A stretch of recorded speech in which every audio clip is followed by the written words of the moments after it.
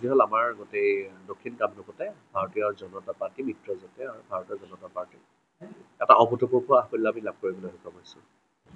আমি এইবাৰ ৰেকৰ্ড সংখ্যক যিটো আমাৰ আমি ভোট ৰাইজৰ পৰা পাইছোঁ আৰু ৰেকৰ্ড সংখ্যক আসনেৰে আমি ভাৰতীয় জনতা পাৰ্টি মিত্ৰজোঁটে আমি অগ্ৰগতি লাভ কৰিছোঁ। পলাশবাৰী সমষ্টিত আমি আপোনালোকে সকলে জ্ঞাত যে আমি এখন ZPC আসন বিনা প্ৰতিদ্বন্দ্বিতাৰে আমি জয়যুক্ত হ'বলৈ সক্ষম হৈছোঁ, ৰাণী চৰাণী ZPC। ইয়াৰ উপৰিও আমাৰ ইলেকশ্যন হৈছিলে আমাৰ ছয়গাঁও সৰুবংশৰ সমষ্টিত, লগতে বৰদোৱা সমষ্টিত আৰু ৰামপুৰ সমষ্টিত। এই তিনিওটা য'ত ইলেকশ্যন হৈছে সকলোতে ভাৰতীয় জনতা পাৰ্টীয়ে বিশাল ব্যৱধানত অপজিট পাৰ্টীক হৰুৱাই পেলাই আমাৰ পাৰ্টী জয়যুক্ত হৈছে। আৰু আমি এজ এ হ'ল সামগ্ৰিকভাৱে 4খন আসনতে ভাৰতীয় জনতা পাৰ্টী জয়যুক্ত কৰিবলৈ সক্ষম হৈছোঁ। ঠিক তেনেদৰে আমি APও আমি ভাৰতীয় জনতা পাৰ্টীৰ মিত্ৰজোঁট হিচাপে 23খন আসন আমি জয়যুক্ত হ'বলৈ আমি সক্ষম হৈছোঁ পলাশবাৰী সমষ্টিত। ছয়গাঁও সমষ্টিত আমি বকো ছয়গাঁও সমষ্টিত আমাৰ ভাৰতীয় জনতা পাৰ্টীৰ মিত্ৰজোঁটে যথেষ্ট ভাল ফল লাভ কৰিছে। আমি এজ এ হ'ল আমাৰ টোটেল দক্ষিণ কামৰূপত 8খন আসনত আমি জিলা পৰিষদৰ প্ৰাৰ্থী আমাৰ জয়যুক্ত হৈছে আৰু APও আমাৰ প্ৰায় সকলোখিনি APয়ে আমাৰ জয়যুক্ত হ'বলৈ সক্ষম হৈছে। আৰু এইটোৱে অনাগত যি 2026 নিৰ্বাচন তাত এটা ভাল এটা মেছেজ গৈছে যে 2026 চনত অকল পলাশবাৰী সমষ্টিয়ে নহয়, আমি বকো ছয়গাঁও সমষ্টিয়ে ভাৰতীয় জনতা পাৰ্টীৰ পক্ষত যে আহিব, সেইটোৱে এই পঞ্চায়ত নিৰ্বাচনত এটা আমাৰ আভাস এটা পোৱা গৈছে। আৰু নিশ্চয়কৈ 2026 নিৰ্বাচনত আমি অকল পলাশবাৰী সমষ্টিয়ে নহয়, বকো ছয়গাঁও সমষ্টিয়ে নিশ্চিতভাৱে জয়যুক্ত হ'ম। আৰু চমৰীয়া সমষ্টিত আমি যথেষ্ট ট্ৰাই কৰিম, যিহেতু চামগুৰি সমষ্টিত ভাৰতীয় জনতা পাৰ্টী জয়যুক্ত হ'বলৈ সক্ষম হৈছে। চমৰীয়া সমষ্টিও আমি আশা কৰিছোঁ যে 2026 চনত ভাৰতীয় জনতা পাৰ্টী আমাৰ পক্ষত অনাৰ কাৰণে আমি যত্ন কৰিম। বিশেষকৈ যি বৰদোৱা মৌজা প্ৰত্যেকটা জিলা পৰিষদৰ প্ৰাৰ্থী বিপুল ভোটত চবে মিনিমাম 10,000ৰ ওপৰত, আমাৰ তাত 15,000 আৰু আমাৰ ছয়গাঁৱতো প্ৰায় 15,000 ডিফাৰেঞ্চ, আমাৰ ৰামপুৰতো 10,000ৰ এবভ আমি ডিফাৰেঞ্চত আমি জয়যুক্ত হ'বলৈ সক্ষম হৈছোঁ। এইটোৱে প্ৰতিপন্ন কৰে যে পলাশবাৰী সমষ্টিৰ ৰাইজ ভাৰতীয় জনতা পাৰ্টীৰ মিত্ৰজোঁটৰ পক্ষত আছে আৰু অনাগত দিনবিলাকতো ভাৰতীয় জনতা পাৰ্টীৰ মিত্ৰজোঁটৰ লগত পলাশবাৰী সমষ্টিৰ ৰাইজ থাকিব। কিয়নো পলাশবাৰী সমষ্টি নহয়, বৃহত্তৰ দক্ষিণ কামৰূপত মাননীয় মুখ্যমন্ত্ৰী ডক্টৰ হিমন্ত বিশ্ব শৰ্মা ডাঙৰ নেতৃত্বত যথেষ্টখিনি উন্নয়নৰ কাম হৈছে।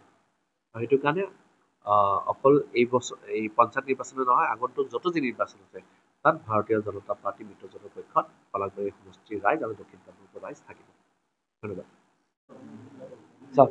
প্ৰথমে মই ক'ব লাগিব যে মই পলাশবাৰী সমষ্টি বুলি নহয়, দক্ষিণ কামৰূপ জিলাৰ পলাশবাৰী সমষ্টিৰ লগতে বকো ছয়গাঁও সমষ্টি আৰু চমৰীয়া সমষ্টি মিলি 3টা সমষ্টি মিলি দক্ষিণ কামৰূপ জিলা।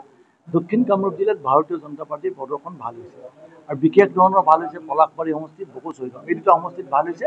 আৰু চমৰীয়া সমষ্টিত আমাৰ ভোটৰ সংখ্যা বাঢ়িছে, কিন্তু আমি এখনো জিলা পৰিষদ জয়লাভ কৰিবলৈ সক্ষম হোৱা নাই আৰু এখন আঞ্চলিক পঞ্চায়ততো জয়লাভ কৰিবলৈ সক্ষম হোৱা নাই। কম ভোটত আমি পৰাজিত হৈছোঁ। এতিয়া আপোনালোকে গম পায় যে পলাশবাৰী আৰু বকো ছয়গাঁও সমষ্টিৰ 8খন জিলা পৰিষদ আছে। এই 8খন জিলা পৰিষদত আমি আটাইকেইখনতে আমি ভাৰতীয় জনতা পাৰ্টী আৰু NDA ইয়াতে জয়লাভ কৰিবলৈ সক্ষম হৈছোঁ।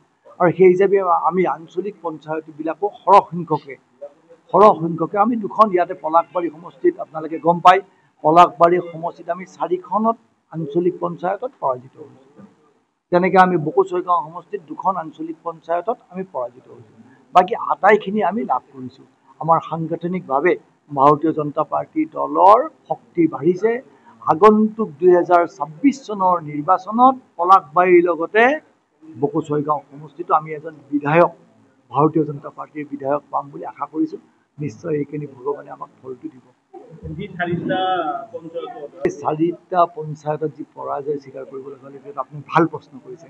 2টা পঞ্চায়ত আমাৰ এনেকুৱা মাইনৰিটি প্ৰধান অঞ্চল, তাতে মাইনৰিটিসকলে সাধাৰণতে বিজেপিৰ লগত অকণমান কিছু বাঢ়িছে যদিও সংখ্যাটো, বিজেপিক কেনেকৈ আটাইখিনিয়ে ভোট নিদিয়ে, কিন্তু বিজেপিৰ সেইকাৰণে আমি বিজেপিৰ পাৰ্টী এই 2টা সমষ্টিত পৰাজিত হৈছোঁ।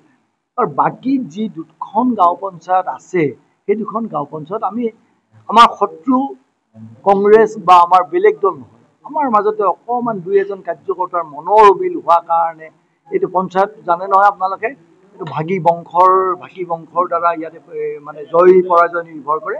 তেনেকুৱা ধৰণৰ কাৰণত আমি বাকী 2টা দুখন গাঁও পঞ্চায়তত আমাৰ আঞ্চলিক পঞ্চায়তৰ পাৰ্টি পৰাজিত হৈছে। বিশেষকৈ যি দক্ষিণ ভোলাগাঁও আৰু জিলা পৰিষদ আছে তেওঁ ৯,৮৮৬টা ভোটত জয়লাভ কৰিবলৈ সক্ষম হৈছে। এই ক্ষেত্ৰত কি হ'ব? সকলোতকৈ বৃহৎ নাই এইটো আপোনাৰ ভুল কথা। সকলোতকৈ বৃহৎ ভোট নহয়, আমাৰ আটাইতকৈ বেছি ভোটত মানে জয়যুক্ত, তাতকৈ বেছি ভোটতো জয়যুক্ত হোৱা আমাৰ জিলা পৰিষদৰ প্ৰাৰ্থী আছে। তেখেতলোকেও বহুত ভাল সংখ্যক ভাল মাৰ্জিনত জয়যুক্ত হৈছে।